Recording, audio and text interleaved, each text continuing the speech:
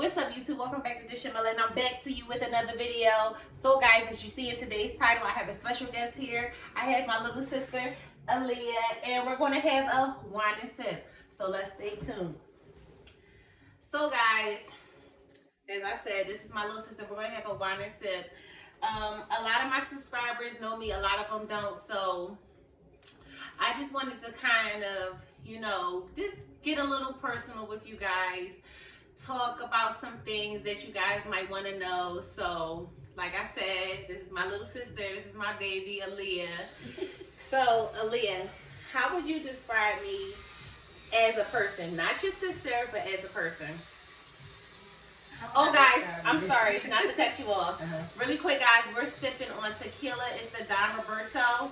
It's really good. We're sipping this with the lime tonic. The lime tonic. So go ahead, Aliyah. I'm sorry to.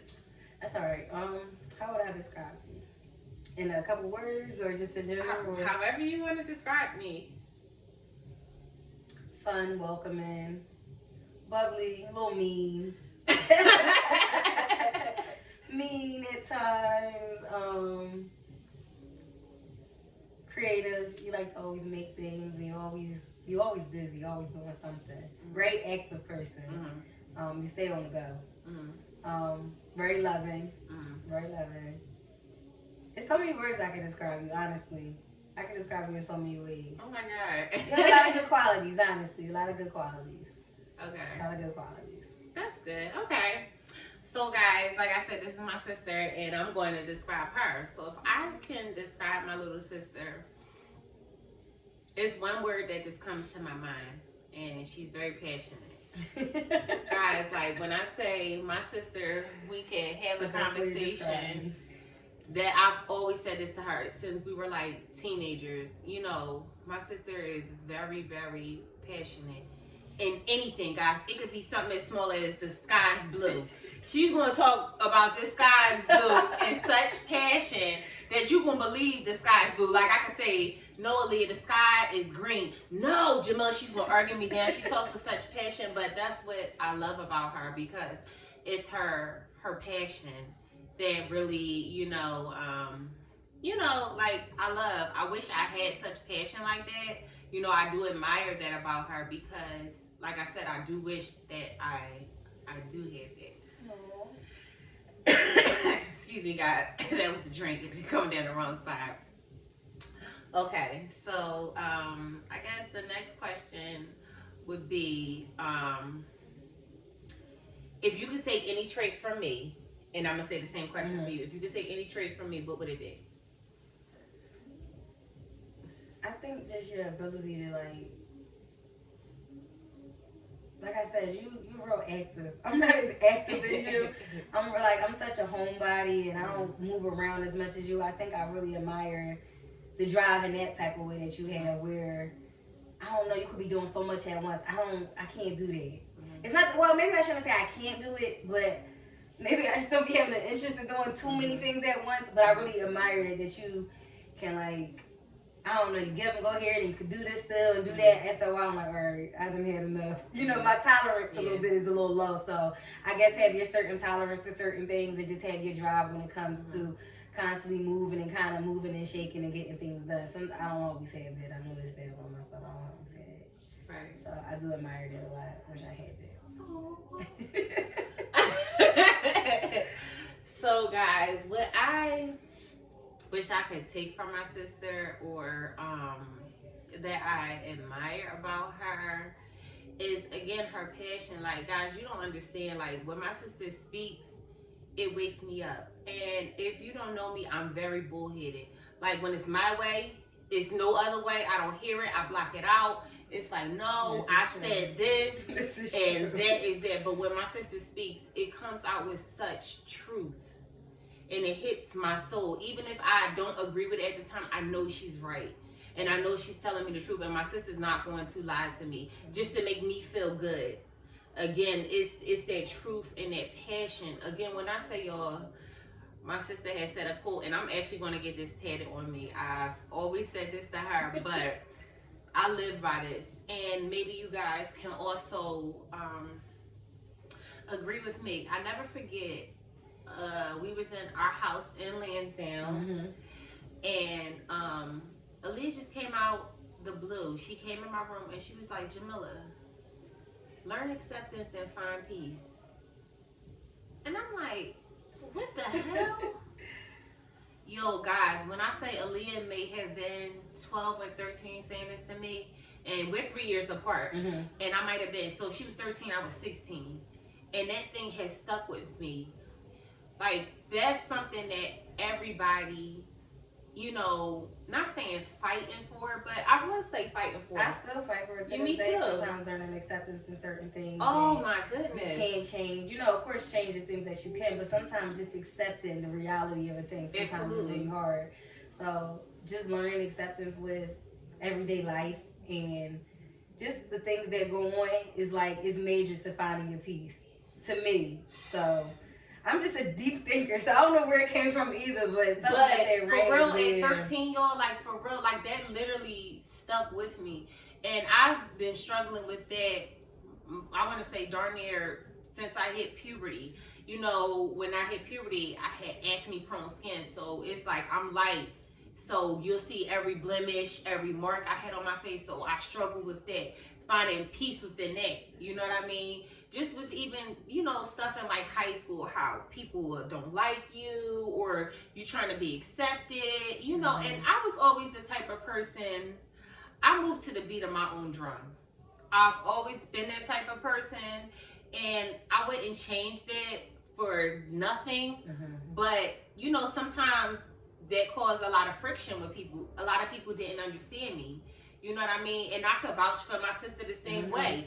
Like my facial expression, people are like, oh my God, you look so mean, this, that, and the third. But when they have a conversation with me, they're like, oh my God, Jamila, you're so cool. Like, wow, I never knew you were, you know, like this. You were so cool. You were so, you know what I mean? But again, back to what I was saying about my sister, that was a quote that really stuck with me. And I said it was going to get, you know, tatted on me because I feel as though like, that's been an everyday challenge, you know, learning acceptance and find peace. Like, if you really think about that, everybody has to, you know, do that. Learn acceptance with whatever, whether it's your job, your home, your, you know, your personal life, you know, your marriage, your relationship with your friends. You know what I mean? It's a deep thing. So just for my sister to say something like that at 13, it made me look at her differently. You know what I'm saying? So, yeah. This is so weird, right? Let me take another sip.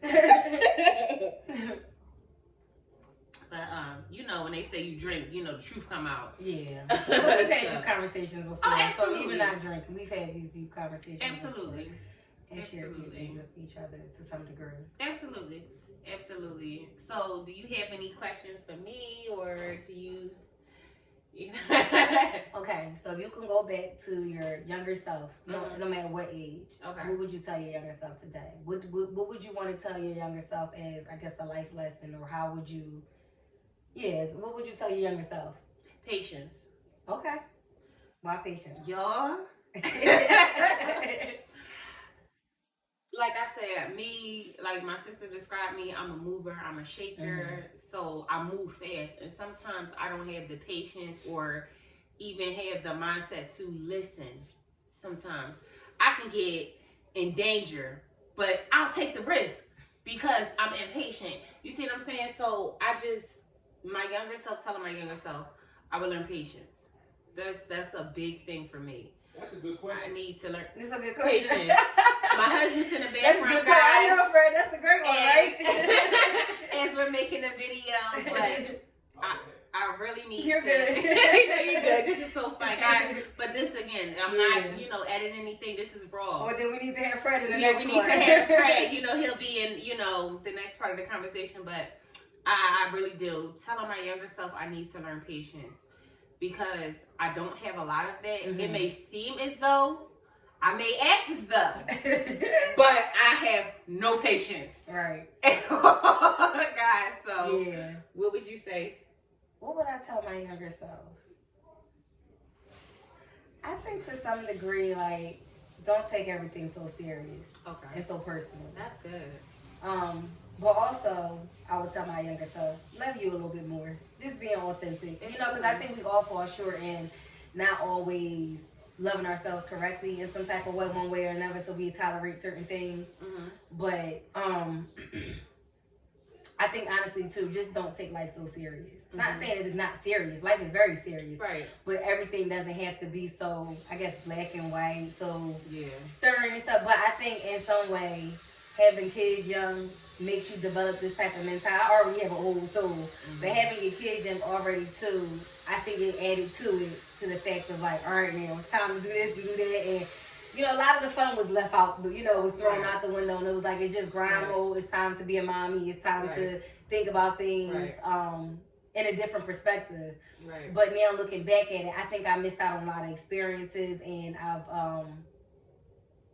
I just allowed life to be a little bit too serious. Okay. So I think I would just say, you know, don't take stuff too seriously. Like, have fun. At the end of the day, life is meant to be experienced, and just to be it's meant to be experienced, honestly, and just learn how to go with it. Okay. Honestly, learn how to go with it. That's really, really good, guys. So I'm learning a lot, y'all. I'm learning a lot about myself, and I'm developing in a way that, you know, that's necessary. So that's what I think. That's how I would look at it. But you know what? That's growth, because even just with life, like, you know how when you're young, you're so naive when it comes to certain situations. Mm-hmm. You know, like, I don't know if you want to get into this, but as you're saying, being young, a younger mom, you know what I mean? You really took charge. I'm going to put this down because I really want to talk to you about this. And, you know, I've said this, but I don't know if I said it to you like this. Like, Aliyah, let me turn around. When, and I'm not going to get emotional, guys. I'm not going to cry. Don't start crying because you're going to have me looking foolish on camera crying too. But when I say you stepped into motherhood with both feet forward and 2 fists out. You know what I'm saying? No, seriously. Like, when you had your baby, your boy, you didn't, it was no hesitation, guys. Yeah. Like, she jumped into motherhood. She didn't want nobody with no handouts, no nothing to, you know, help her. She wanted the learning experience. You see what I'm saying? She wanted to dive deep into being a mother, and you know, that's something a lot of people don't do, and it's scary because at the end of the day, all we know is ourselves.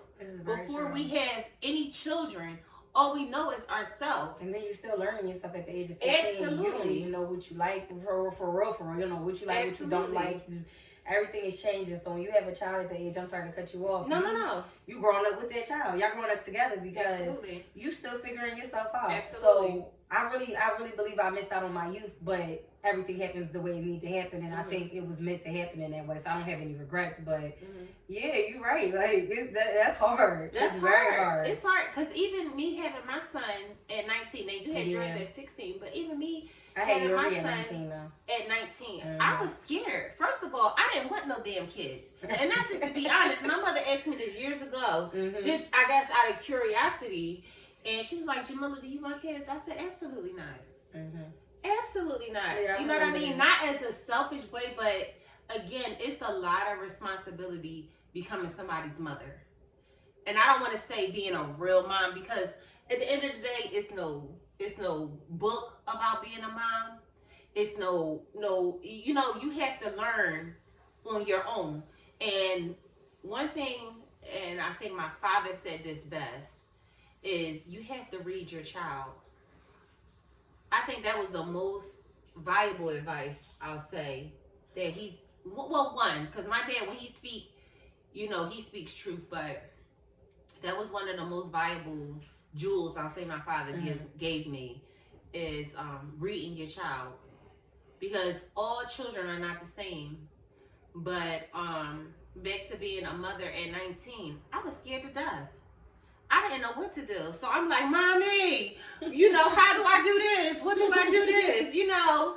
And my son, you know, like Aliyah said, I feel like my son grew up with me. Like my son was like my son, but it was like my little brother at the same time, because we were growing together. Again, I'm 19. I'm still team, you know, at the end of that. So, you know, he was the one who taught me responsibility, who taught me how, well, not taught me how to cook because I knew how to cook, but just taught me that responsibility is like, oh, okay, Jamila, it's not just you.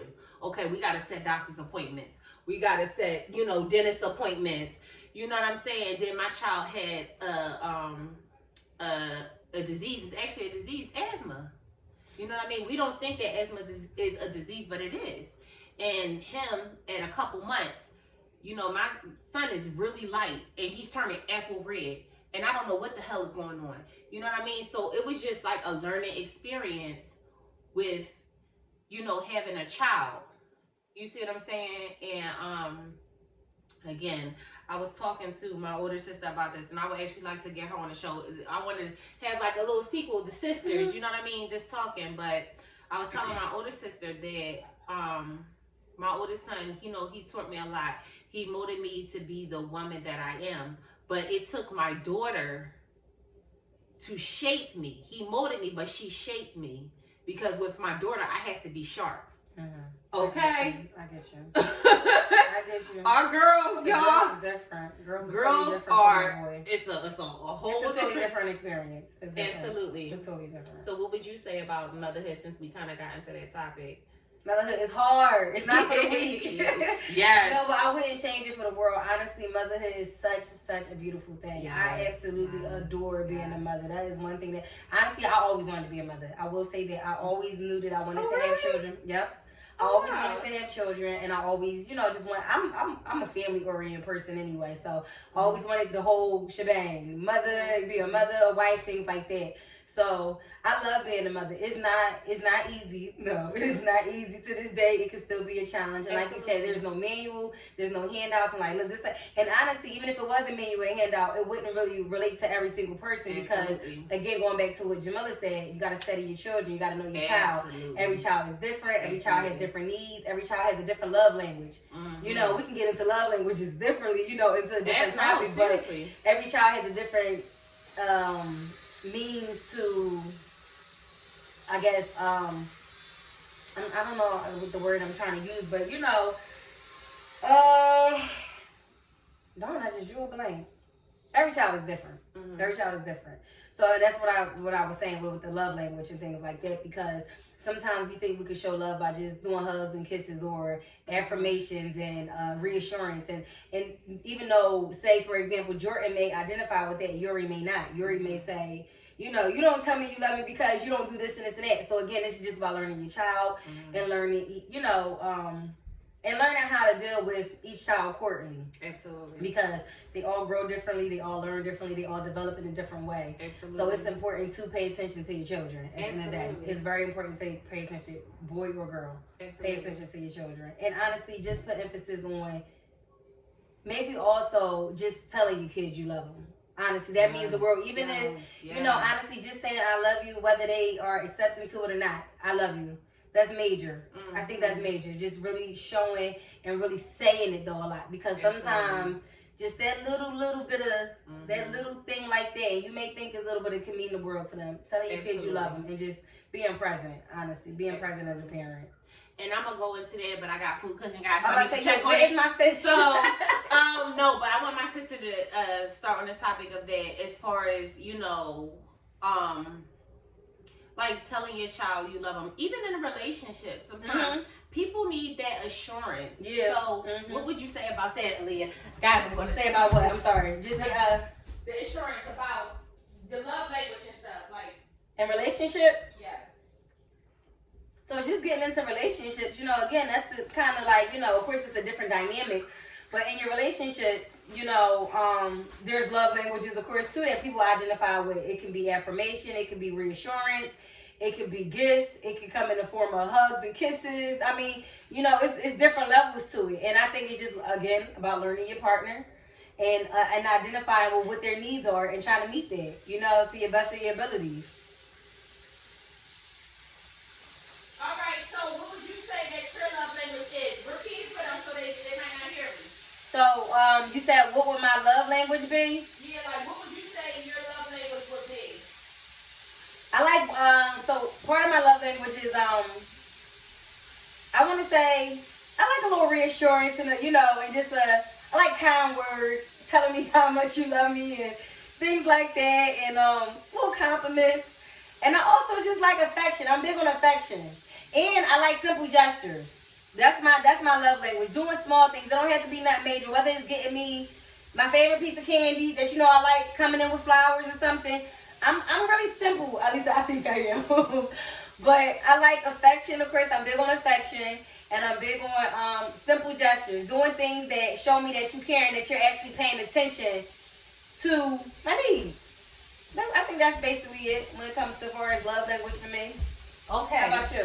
What's your love language? So, guys, I'm the same way, but I need that, like she said, I need that affection. I need that, oh, baby, you look good. Yeah. I like to be all on me. Yeah. I like that. You know what I mean? But it's good for both parts because boost my ego. As, my man, boost my ego, and I'm going to boost yours because at the end of the day, what is it all for? Like, me and my husband had a conversation, and we were talking about just like the kids and life and everything, and we were saying that once the kids is gone, it's just me and you. Yeah. You know what I'm saying? That's a real thing, and it's like we have to start all over again, like learning each other, and that's a constant thing, honestly, because you always changing. Honestly, we're always changing and rediscovering ourselves. Said that. Seriously, it's a constant thing. Absolutely. Yeah, we're constantly, and he had said that to me because I met my husband when I was 19. Well, we officially got together when I was 19. I knew him when I was 15, but he had said something to me, and that stuck with me too. Like, you're not the same girl that you was when I met at 19. And I wanted to say, what? Right, absolutely not, though. When you think about it. Right. Would you want to be the same girl that he met, No. at 15 or 19? Heck no. That means you haven't grown and developed in any type of way. No, right. So it's not always a negative thing when people say you're not the same person. You gotta look at it like it's growth. Everybody is meant to change. You're meant to change and develop every, growth is beneficial. To our development. You need to be growing. Absolutely. You need to be advancing. You need to be, I wish somebody would tell me, oh, you the same as, excuse me, I might be offended at that. You the same as that person. Now, granted, like, they're talking about your character. You still have good character. Okay, that's different. Right. But even in that, it's a little tweaking in certain things. So, absolutely. Now I might be offended with that statement. Though, like, they changed it. Okay, what you mean? Because I really was something back then. My tolerance was really low. Me too. So, Me too. And the people that knew me in high school, like I said, I was very friendly, very nice. But I ain't taking crap. Yes. You was very friendly and nice, huh? Oh, Aliyah. Oh, you too. If y'all know Jamila, somebody chime in and say, Jamila, was you nice and friendly? Just by... I was very Was you nice and friendly? No, I was very nice, and I was for my friend. So if you was my friend, we was gonna ride to the end. I get that, but I'm saying, just off face value, before they get to dive deep into who Jamila is, were you nice and friendly? Maybe not. Maybe not. We'll get into that another story, but but as far as this is a really good conversation. I know I'm starting to just. Hey, Yor. Hi. Mommy duty calls, guys. Okay. Rio. So, guys, maybe in the next part, I'm going to finish up, and maybe I'll have my husband come in part 2. So, thank you, guys. Stay tuned. Oh, no, they don't have